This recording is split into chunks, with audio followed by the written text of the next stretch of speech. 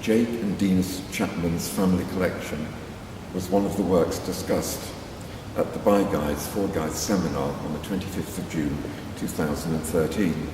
The discussion was lively. As a result, and following consultation with guides, it was agreed to commit ourselves to a seminar on the themes raised by the Chapmans. Today's seminar delivers on that commitment. The family collection comprises 34 wooden sculptures with metal, horn, coin, bones and shells mounted on wooden plinths, illuminated by pools of light in a darkened room. It was first exhibited in 2002 at the White Cube Gallery. The press release for the show heralded it as a collection of rare ethnographic and fetish objects from the former colonial regions of Cambig, Surf and Epoch, amassed by the Chapman family over 70 years. The mode of presentation is typical of Western ethnographic museums. Writing in Art Forum in 2002, Michael Archer described the effect as reverential, almost holy, in a self-consciously contrived and artificial way. This was echoed by the tone of the 2002 press release, which claimed that the exhibition sought to demonstrate the impact of such artifacts on modern artists, to show how ethnographic art was both reconciled and fused with modernism, enabling global culture to harmonize in a single poetic language. However, on walking through the installation, the falseness of the objects gradually dawns on viewers as the unmistakable face of Ronald McDonald leers out from among the works. The mascot of the world's most famous burger chain forces visitors to review what is presented. Closer inspection reveals countless references to McDonald's. For example, various squat fetishes can be reread as burgers. Indeed, the supposed sources of these ethnographic treasures, Cambig, Surf and Epoch, can revealingly be read backwards: Big Mac, fries and Coke. The family collection also makes overt references to the history of modern art, with among other examples a miniature version of 1938's Endless Column by Constantin Brancusi, topped by a red-haired mask. There are also masks of the type that Picasso amassed and kept close by him. When it was shortlisted for the Turner Prize in 2003, Tate described the work as paying ironic homage to the fast food giant. But by invoking modern art, the Chapmans make cultural trespass the broader issue addressed here. The family collection appears to comment on modernism's appropriation of so-called primitive art by associating it so strongly with the face of capitalism. Specifically, it draws attention to the way in which some museums present ethnographic artifacts, draining them of their sociological and religious functions and representing them as aesthetic objects. Just think of the African galleries at the British Museum. By playing on the illusion of an actual collection of artifacts assembled during the early 20th century, it highlights the fact that the history of modern art and modernism is based on the consumption of foreign cultures misread and designated as primitive.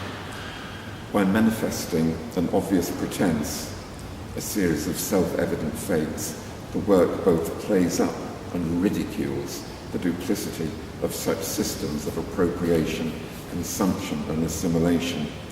It addresses the way that art, or material culture, is dressed up in the symbolic language of the culture in which it is presented, giving readings that maintain the dominant ideologies rather than challenge the status quo.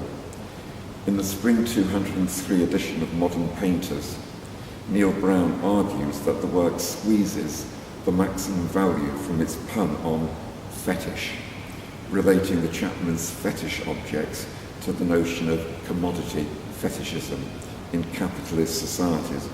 Karl Marx used the phrase commodity fetishism to describe the mysterious process by which the external appearance of goods conceals the story of who made them and under what conditions. In summary, while the family collection may seem playful and slight at first viewing, it is full of serious and bitter intent. No wonder that Charles Saatchi hailed the work as a standard bearer of what great art should be and bought it for a reported £1 million. 6 years later, in 2008, Tate acquired the work with the help of the Art Fund and other donors. At today's seminar, there are 3 presentations about European artists who at different times, in different ways, and for different reasons, were attracted to African, Oceanic, or Oriental art and culture, and made multiple references to this appreciation in their own work. But Louis, Picasso, and Gaugin were not alone, far from it. There are many others, including Eugene Delacroix, William Holman Hunt, Paul Gauguin, Henri Rousseau, Henri Gaudier-Bresca, Henri Matisse, Henry Moore, Ernst Ludwig Kirchner, and so on. Some of these artists no doubt admired the African, Oceanic, and other art forms and cultures they found, and took genuine inspiration from them. Others seem to represent an imagined world different from reality. They often presented an overseas world full of indolence, intuition, sensuality and brutality. In short, the exotic. Some artists borrowed African and other non-Western motifs in order to spice up their own work, make it something challenging or shocking. No wonder the Chapmans see something reprehensible in the references European artists make to African and other non-Western art and culture. Let me dwell for a few moments on primitivism. New York's Guggenheim defines primitivism as not so much an aesthetic movement, but more a cultural attitude that has informed diverse aspects of modern art.